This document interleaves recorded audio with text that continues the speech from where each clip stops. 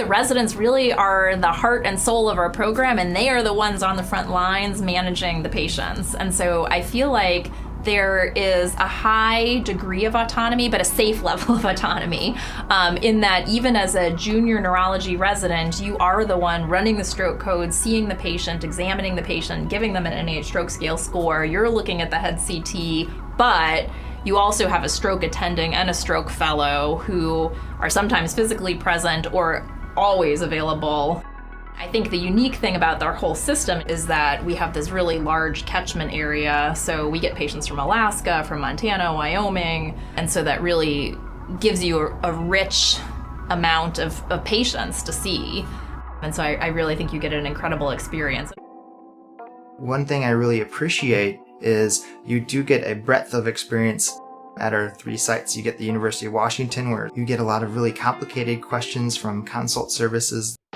Harborview, being our trauma center and our stroke center, you get things like hemorrhages, acute strokes, and that neurocritical care aspect of inpatient treatment.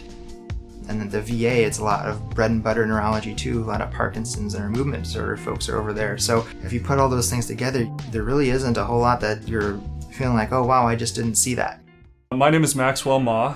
What I love about working with residents is that they bring in so much new energy. This is primarily a good clinical program, meaning that you're not going to escape here without being a good clinician. With these concepts that we teach our residents, it's really great to see them be able to apply it in the clinic and the wards alike. It's a privilege to be a part of helping to train the next generation of neurologists. My name's Evan Luxembourg. What made me come to Seattle was actually on my interview day. Everybody was really down to earth and really approachable. I look back on the interviews that I had now that I'm here, and I realize how kind of close I feel to the same attendings that I felt close to who interviewed me. So it's pretty cool.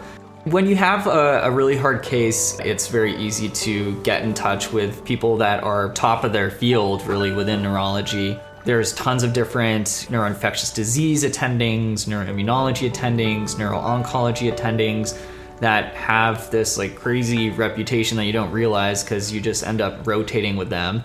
They end up being very interested in the cases, so I feel very supported to reach out to different attendings. My name is Brianna Taylor. I did my residency training in this program actually. At different levels of being an attending or being even an intern, there's not this artificial hierarchy that makes a person unapproachable. There's definitely a camaraderie between the faculty and the residents. No one is ever afraid that they can't go to someone and ask a question. The culture in general is very laid back, I feel like. People talk about hiking over their vacations, going backpacking, swapping stories about different trails to go check out in the area and even farther away. I can have just a really great conversation with a lot of my attendings in the downtime that we have together in continuity clinic or while on inpatient service about like our hobbies, not even necessarily about different cases. It's hard to get this combination of both a big city and also just such accessible nature.